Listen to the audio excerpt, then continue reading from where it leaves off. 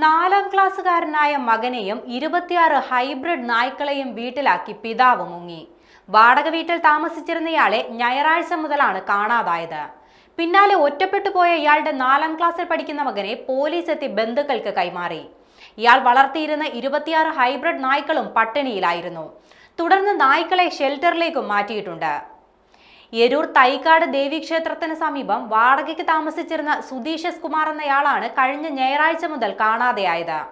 സുധീഷിന്റെ മകൻ ഫോണിൽ പോലീസിനെ വിളിച്ചപ്പോഴാണ് സംഭവം പുറം ലോകം അറിയുന്നത്. തിങ്കളാഴ്ച രാത്രിയോടെ പോലീസ് എത്തി കുട്ടിയെ ബന്ധുക്കൾക്ക് കൈമാറി. സുധീഷിനെ ഇതുവരെയും കണ്ടെത്താനും സാധിച്ചിട്ടില്ല. ഇയാളെ ഫോണിൽ ബന്ധപ്പെടാൻ ശ്രമിച്ചെങ്കിലും ലഭ്യമായില്ല. സുധീഷിന്റെ ഭാര്യ വിദേശത്താണെന്നാണ് വിവരം. 30,000 മുതൽ 1,00,000 രൂപ വരെ വിലയുള്ള നായ്ക്കൾ ഈ വീട്ടിലുണ്ടായിരുന്നു.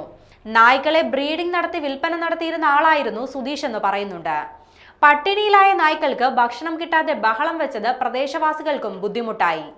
ഇത്രയും നായ്ക്കളെ ഇവിടെ വളർത്തുന്നതിനെതിരെ നാട്ടുകാർ നേരത്തെ തന്നെ രംഗത്ത് വന്നിരുന്നു.